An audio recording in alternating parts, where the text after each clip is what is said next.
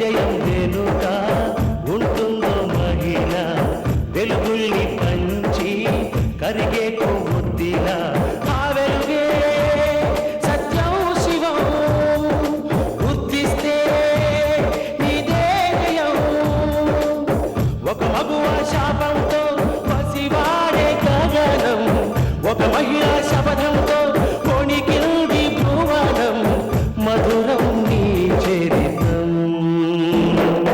ఓ మగువా జయీ భవ ఓ మహిళా విజయీ భవ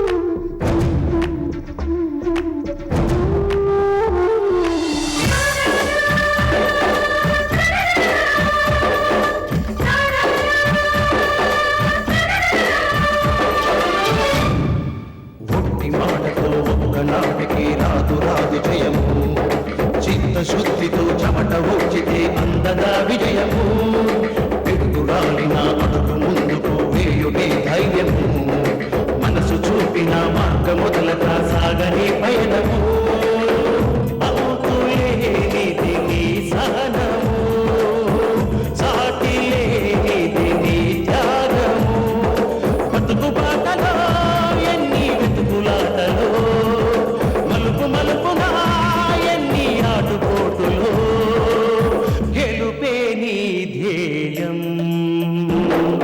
సాహసమే నీ ఆయుధం సాధించే నీ ఆశయం సాహసమే నీ ఆయుధం సాధించే నీ ఆశయం కనీసం మన దగ్గర 51% షేర్స్ కూడా లేకపోతే ఫ్యాక్టరీ మనకి దక్కదు.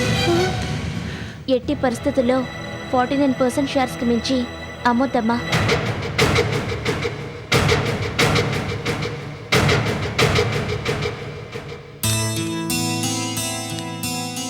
నమస్కారం మేనేజర్ గారు. నమస్కారం సార్. రండి కూర్చోండి.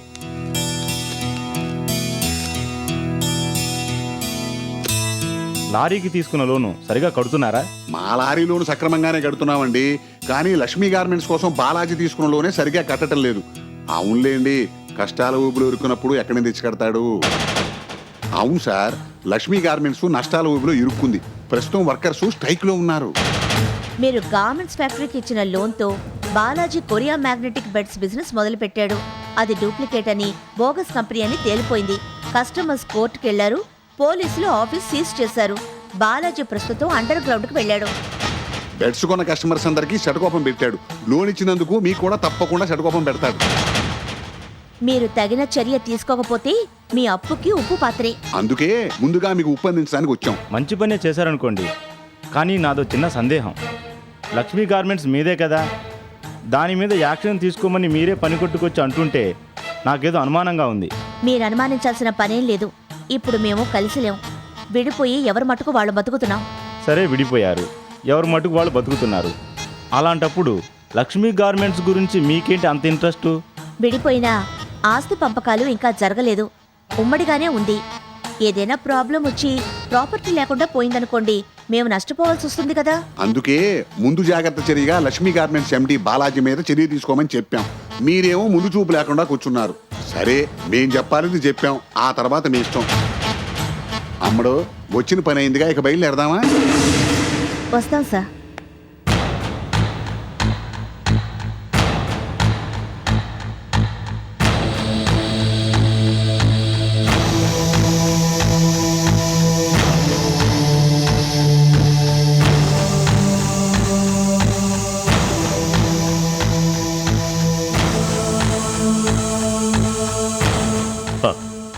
మేడం, మీరు చెప్పిన ప్రకారం లక్ష్మీ గార్మెంట్స్కి సంబంధించిన షేర్స్ అమ్మడానికి పేపర్ ప్రకటన ప్రిపేర్ చేశాను. మీరు ఒకసారి చూసి పేపర్ ఆఫీస్కి పంపించండి. ఇదిగో.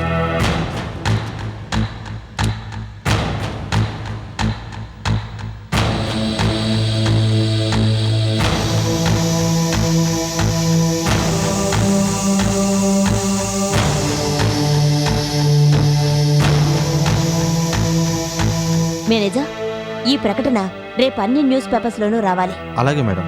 ఏంటత్తయ్య అది? షేర్స్ అమ్మితే ఎలా? ఇక మనకేముంటుంది? షేర్స్ ఇప్పుడు అమ్మకపోతే మనకు అసలు ఫ్యాక్టరీయే లేకుండా పోతుంది. ప్రస్తుతానికి ఇంతకు మించి వేరే దారి లేదు. మేనేజర్, మీరు వెళ్ళి ఈ పని చూడండి. లాయర్ గారు, దీని సంగతి తేలే వరకు కాస్త టచ్లో ఉండండి. అలాగే మేడం.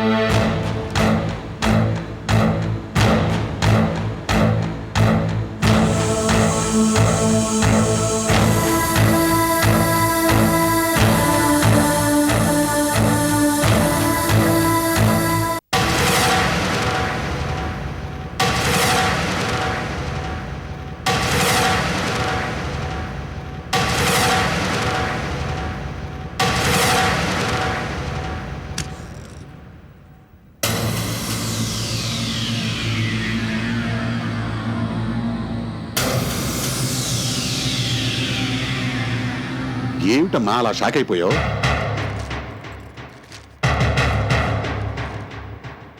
అమ్మో అమ్మో అమ్మో, మీ అత్తగారు గార్మెంట్స్ కంపెనీ షేర్స్ అమ్మకానికి పెట్టిందా? మనమే జాదులు అనుకుంటే మనల్ని మించిన జాదులా ఉందే మీ అత్తగారు. ఆ గార్మెంట్స్ కంపెనీ ఎప్పుడు కొట్టేద్దామని గోపికాడనకల్లా మనం కూర్చుంటే ఇలా చేసింది ఏమిటమ్మా మీ అత్తగారు? ఇప్పుడు మన పరిస్థితి ఏమిటి? ఒకందుకు ఇది కూడా మన మంచికే అనుకోవాలి. షేర్స్ ఎలాగో అమ్మకానికి పెట్టింది కదా, కొద్ది కొద్దిగా షేర్స్ మనం కొందాం. అలా కొంటూ పోతే ఇవాళ కాకపోయినా ఎప్పటికైనా గార్మెంట్స్ ఫ్యాక్టరీ మన సొంతం కాక తప్పదు. సర్లే, నువ్వు చెప్పేది బాగానే ఉంది. ఆ కంపెనీ షేర్స్ అని మనం ఏనాడు కొనాలి? ఆ కంపెనీ మన పేరుతో ఎప్పుడు మారాలి? ఇదంతా జరిగే పనేనటమ్మా. జరగాలి, జరిగి తీరుతుంది. దానికి నువ్వు ఇప్పుడు ఒక పని చేయాలి. చెప్పు, నేనున్నది అందుకేగా. నువ్వు షేర్ బ్రోకర్ దగ్గరికి వెళ్ళి లక్ష్మీ గార్మెంట్ షేర్ ఎంతకు వెళ్తుంది, ఎంతకు తీసుకోవాలి, ఈ వివరాలని తెలుసుకో. కనీసం 10 షేర్లకు తక్కువ కాకుండా తీసుకో.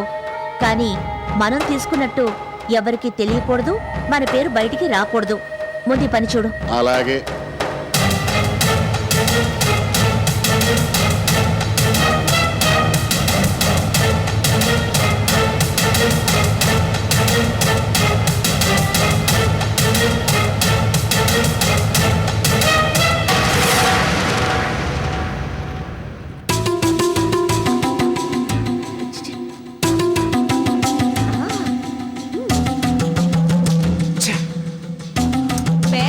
చదువుతూ అలా అయిపోయారేంటండి?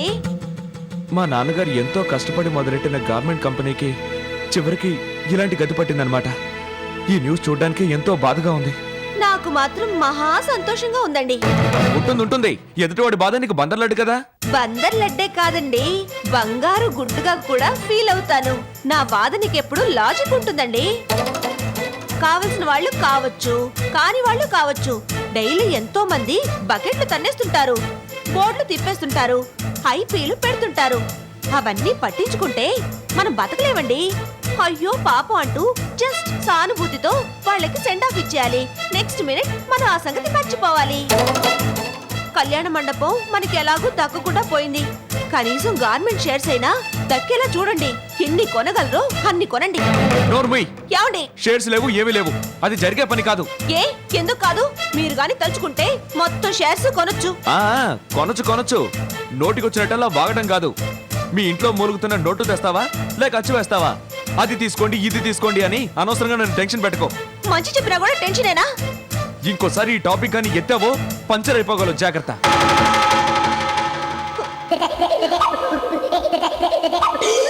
ప్రస్తుత పరిస్థితుల్లో వేరే ఏదైనా కంపెనీ షేర్స్ అమ్ముదామంటే జరిగే పని కాదు. ప్రస్తుతం ప్రోడక్ట్ లేదు. ఈ స్టేజ్లో షేర్స్ ఎవడు కొంటాడండి? వచ్చిన కాడికి అమ్ముకోవాలి. కానీ అయితే లక్ష్మీ గ్రూప్ ఆఫ్ ఇండస్ట్రీస్కి మంచి పేరుంది. ధర్మారావు గారికి ఇంకా వాల్యూ ఉంది. ఆ గుడ్ విల్ మీద షేర్స్ ఈజీగా అమ్ముడవుతాయి. అంతెందుకండి, ఇవాళే సగం షేర్స్ అమ్ముడయ్యే అవకాశం ఉంది. ఇంత బిల్డప్ ఇస్తున్నావు, నువ్వు చెప్పేది నిజమేనా? నిజం కాక తమాషాకు అంటున్నానని అనుకుంటున్నారా? నేను మీలాగా ఖాళీగా లేనండి. ఎంత మాట అనేసావు? లేకపోతే ఏంటండి మీరు అనేది? డెఫినెట్గా ఈ ఈవినింగ్కే సగం షేర్స్ అమ్ముడైపోతాయి. అంతేనంటావా? సరే, నువ్వు ఇంతగా చెబుతున్నావు కాబట్టి ఒక 10 షేర్లు కొందాం అనుకుంటున్నానయ్యా. అలాగా? అయితే మీ పూర్తి పేరు, అడ్రస్ చెప్పండి. తొండపాక పాపారావు. దొండపాక? అటువంటి పేరు నేను ఇంతవరకు వినలేదే.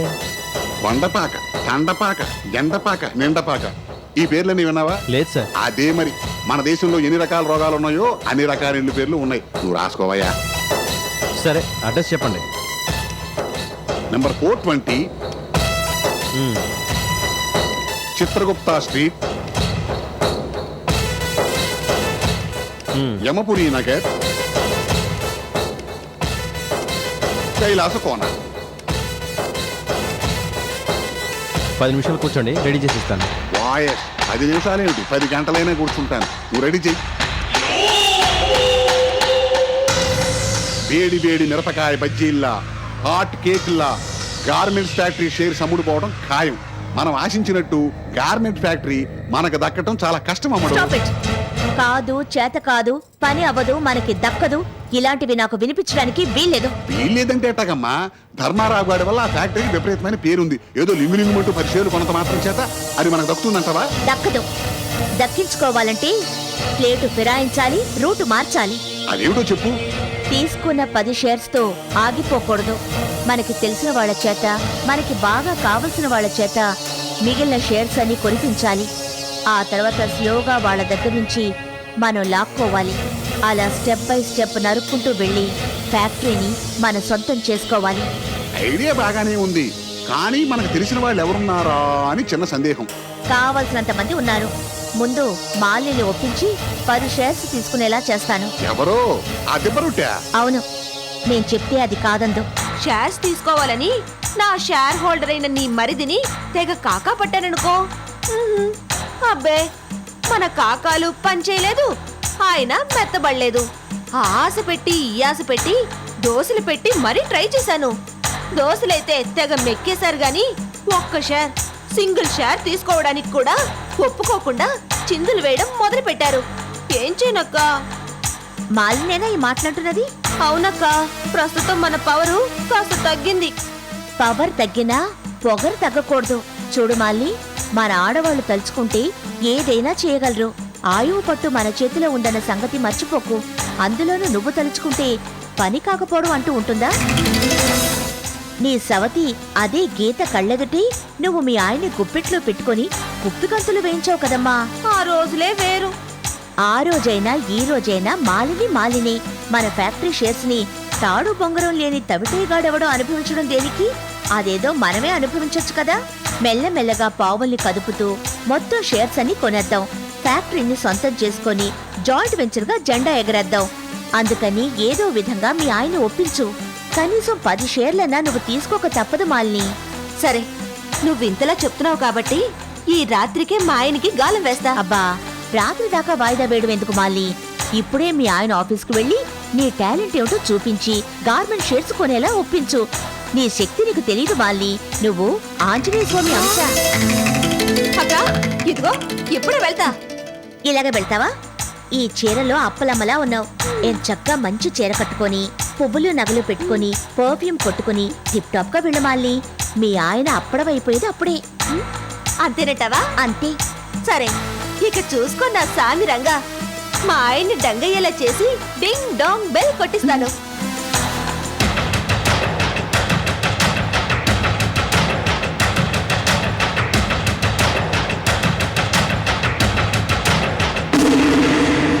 సరే, నువ్వు ఆఫీస్కు వెళ్ళు మాలిని, నేను ఇంటికి వెళ్ళొస్తాను. అలాగే కా.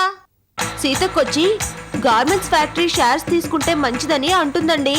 తను 10 షేర్స్ తీసుకుంటుందట. మనల్ని కూడా 10 షేర్స్ తీసుకోమని చెప్తుందండి. సీతక్క అన్నదని కాదు గాని షేర్స్ తీసుకుంటే మంచిదని నాకు అనిపిస్తుందండి. ఏమండి తీసుకుందామండి. తీసుకోవడం మంచిదే అనుకో, కానీ ప్రస్తుతం నా పొజిషన్ నీట్ డ్రెస్ నెల్ పాకెట్ అన్నట్టుంది. మీరు తలుచుకుంటే పని జరుగుతుందండి. అబ్బా, ఏమీ లేదని చెప్తుంటే వినవేంటి? తలుచుకుంటే పని జరగడాలు ఇప్పుడేం కుదరవు మాలిని. ఉండి లేదని అంటున్నాను అనుకుంటున్నావా? ప్రస్తుతానికి నా దగ్గర నిజంగా ఏమీ లేదు. ప్లీజ్ నా ఫైనాన్స్ పొజిషన్ అర్థం చేసుకో. కమేన్. నమస్తే జగ్గు నాయక్. నమస్తే వినోద్ భయ్యా. ఒక డీల్ ఫైనల్ చేసిన, పైసలు దొరికినాయి. నీకిచ్చేద్దామని వచ్చిన 10 లక్షలు వచ్చినాయి. అంత డబ్బు మన చేతిలో ఉంటే మనం తిన్నంగా ఉండం కదా. అందుకే మీ దగ్గర దాచుకుందామని వచ్చిన. అవసరం వచ్చినప్పుడు 2 రోజులు ముందుగా చెప్తా. ఇదిగో క్యాష్, లెక్క చూసుకొని తీసుకోండి.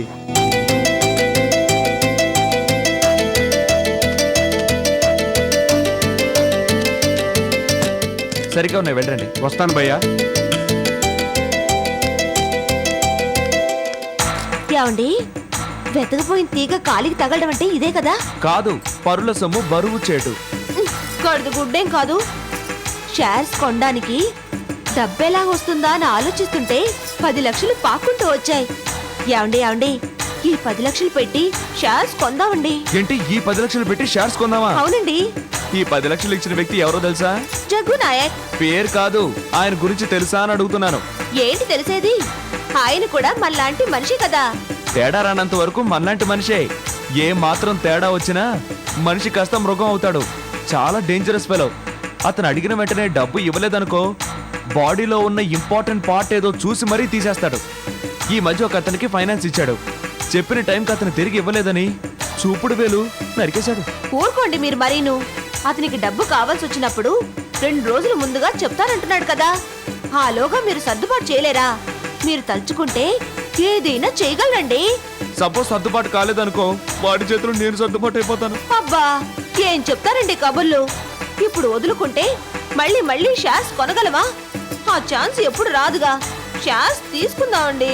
వద్దని చెప్తుంటే నీకు కాదు, తీసుకుందాం అంటుంటే. అబ్బా వద్దంటుంటే.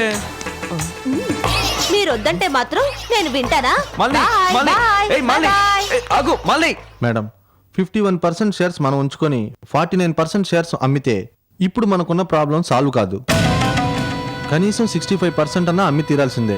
65% షేర్స్ అమ్మితే మనకు ప్రాబ్లం కదా. మేజర్ షేర్స్ మన దగ్గర లేకుండా మనం ఏం చేయగలం? అలా అని అమ్మకుండా ఉంటే మన ప్రాబ్లం సాల్వ్ కాదు. నేను ఎందుకు చెప్తున్నానో వినండి. మీరు కూడా బాగా ఆలోచించి ఒక నిర్ణయానికి రండి. శాంతి, నువ్వేమో 65% షేర్లు అమ్మడానికి వీలు లేదంటున్నావు. మేనేజర్ మాత్రం అమ్మి తీరాలంటున్నాడు. ఇద్దరికిద్దరు ఎవ్వరి ఆలోచనలో వాళ్ళు ఉంటే ఎలా? ఏదో విధంగా ఒక అభిప్రాయానికి రండి.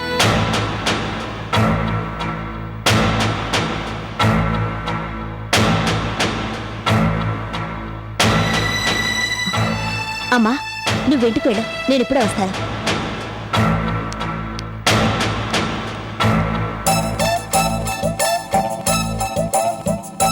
మళ్ళీ ఆకలి దంచేస్తోంది, త్వరగా అన్నం పెట్టు.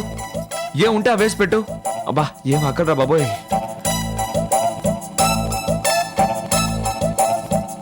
అన్నం పెట్టమని 6 రాగంతో అరుస్తుంటే పట్టించుకోకుండా ఏమిటిది? చెవుడా లేక మొక్కడంటే నిర్లక్ష్యమా? అన్నం పెట్టమని అడుగుతుంటే ఏదో అమెరికా కొనాలన్నట్టు ఏమిటి ఆలోచనలు? మాస్టర్ ప్లాన్ వేస్తున్నానండి. అయితే ఎవడో చచ్చాడే. నీ మామూలు ప్లాన్లకే సంసారాలు కూలిపోతుంటాయి. ఇక మాస్టర్ ప్లాన్లు వేస్తే చెప్పతారమా? రాష్ట్రాలకు రాష్ట్రాలే లేచిపోతాయేమో. మీకు ఆకలి మంట, నాకు ఆశల మంట. ప్రాసలొద్దు, ముందు నాకింత ఫుడ్ పడేవే. అబ్బబ్బబ్బా, వెదో ఫుడ్ రోజు తినేదేగా. యాండి, లక్ష్మీ గార్మెంట్ షేర్స్ కొన్ని తీసుకుంటాం కదా, ఇంకా కొన్ని షేర్స్ తీసుకుంటే ఎలా ఉంటుంది? నాకు మండుకొచ్చినట్టు ఉంటుంది. ఎవరు డబ్బో లాక్కొని షేర్స్ తీసుకున్నావు, ఇంకా ఎక్కడి నుంచి తీసుకురమ్మంటావు? నువ్వు అడగగానే ఇచ్చేయడానికి నా దగ్గర ఏమైనా అచ్చు మిషన్ ఉందనుకుంటున్నావా? అచ్చు మిషను. ఏమండి, మా బంగారు బాబా నేను అడిగితే ఎలా ఉంటుందండి? 25 లక్షలు ఇచ్చి మీరు పార్ట్నర్ అయ్యారు. వాడేదో విదేశీ బిజినెస్ వీసాలు అన్నాడు. వాటా అయితే ఇచ్చాడు గాని లాభాలు పంచిన పాపాన పోలేదు. వాటా వద్దు, లాభాలొద్దు, మన డబ్బు మనకు పడేయమని అడిగితే ఎలా ఉంటుందండి? బంగారు బాబు ఎవడు? మా అన్నయ్య. వాడు ఎవరు కొడుకు? ఫిట్టింగ్ రామమ్మ కొడుకు. వాడు ఎలాంటి వాడు? జగత్ చంత్రిగాడు. అంతేకాదు దీన కంత్రికాడు కూడా. మనం డబ్బడిగితే ఇటు రావు గోపాలరావు అటు మోహన్ బాబు ఇద్దరు ట్రెండ్ మిక్స్ చేసి డైలాగులు చెప్తూ కుంటి సాకులతో తొంటి చేయి చూపిస్తాడు. తొంటి చేయి వాడిని అడిగితే వచ్చేవి డబ్బులు కాదు, దొబ్బులు. ఆ 25 లక్షలు ఎలా నొక్కేద్దామా అని వాడు చూస్తుంటే తిరిగి ఇవ్వడం ఒకట. సొంత చెల్లెల దగ్గరే కన్నం వేయడానికి ప్రయత్నించిన ఇంటర్నేషనల్ క్రిమినల్ వాడు. పలకరింపులకే కానీ ఆ అవసరాలకి పనికి రాడు. ఇంతకీ వాడు చేసే బిజినెస్ లో లాభాలు వచ్చుంటాయంటారా? రాకపోయినా ఏదో రూపైనా లాభం పొందే రకం వాడు.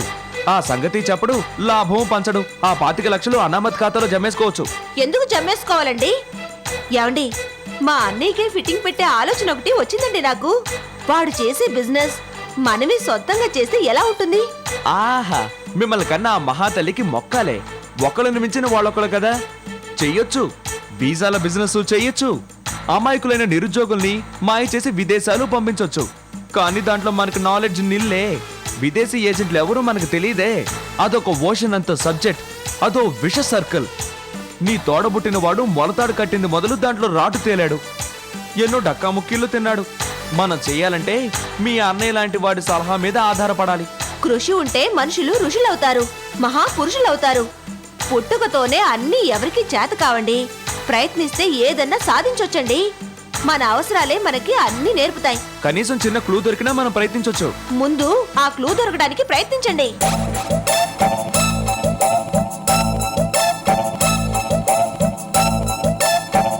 ఏమైనా తట్టిందా?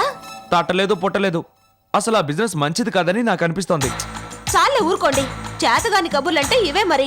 అది మంచిది కాదు, ఇది మంచిది కాదు అంటే మీరేమీ చేయలేరు. బాగా ఆలోచించండి, నేను ఆలోచిస్తాను. యాండి, ఈ బిజినెస్ చేయాలని ముందు మెంటల్ గా ప్రిపేర్ అవ్వండి. అవుతున్నా అన్నం తిని ఆలోచిస్తాను. అన్నం పెట్టవే బాబు, ఆకలేస్తోంది. సరే వడ్డిస్తానండి. రాను నీకు డబ్బు పిచ్చి ఎక్కువైందే. డబ్బే లేకపోతే మనల్ని పిచ్చి వాళ్ళ కింద జమ కడతారండి. ఒట్టి పిచ్చోళ్ళని అనిపించుకోవడం కన్నా డబ్బు పిచ్చోళ్ళని అనిపించుకోవడం మంచిది కదా. రండి. అన్నయ్య అన్నయ్య